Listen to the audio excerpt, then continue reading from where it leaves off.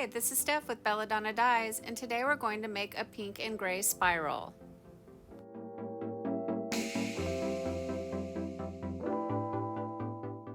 Decide where you want the center of your spiral to be and then spiral it up. So I'm using a modified fork for this one because I haven't used one in a while.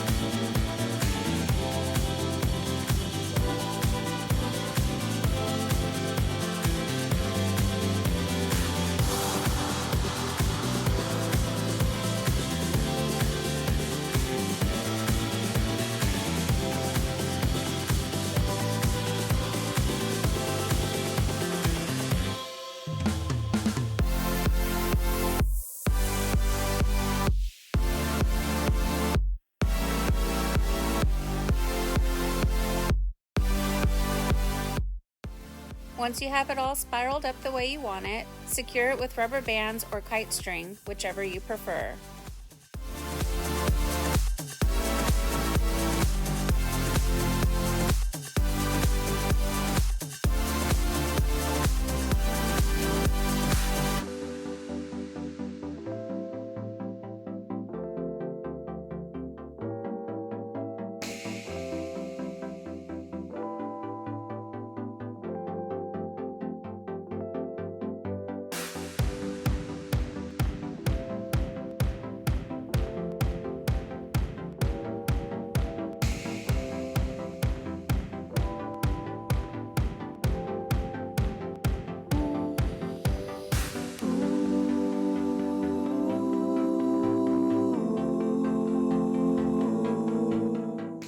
Using washable markers, mark out your pattern.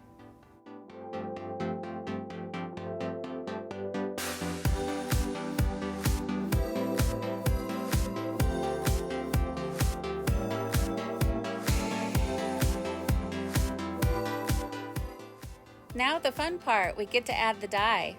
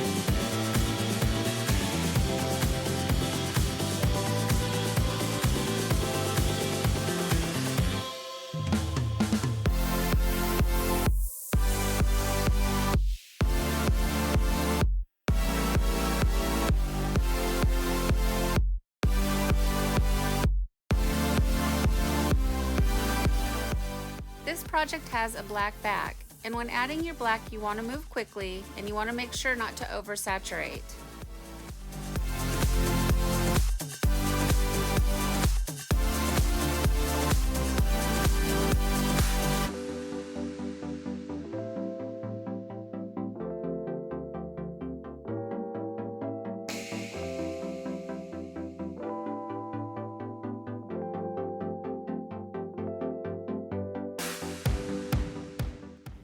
You want to flip the project over so the black is on the bottom. If you don't, the black will have too much time to penetrate down through the shirt, and I didn't want this shirt to be overly black.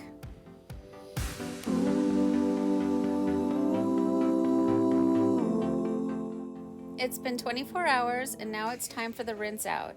Start by using cold water, and that's going to rinse away any soda ash that might still be reacting within the shirt, and gradually increase your water up to hot. From here I take it to the washing machine and I do a hot water cycle. I do a second hot water cycle using Synthropol, and I do a third hot water cycle using Milsoft, and that brings softness back into the shirt after the dyeing process. Then I put it in the dryer and we'll come back and see the results.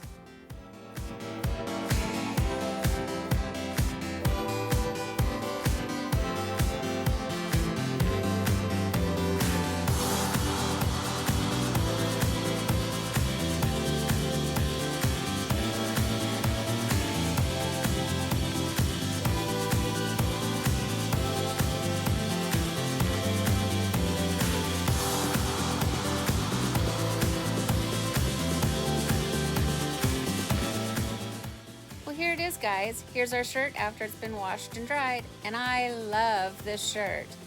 In the real world, outside of tie-dye, pink is my favorite color, so I'm really happy with that, and I think the gray is a nice contrast, and I really do like a black back on just about any tie-dye I make, so I'm really pleased with this shirt. What do you guys think? Go ahead and leave me some comments down below.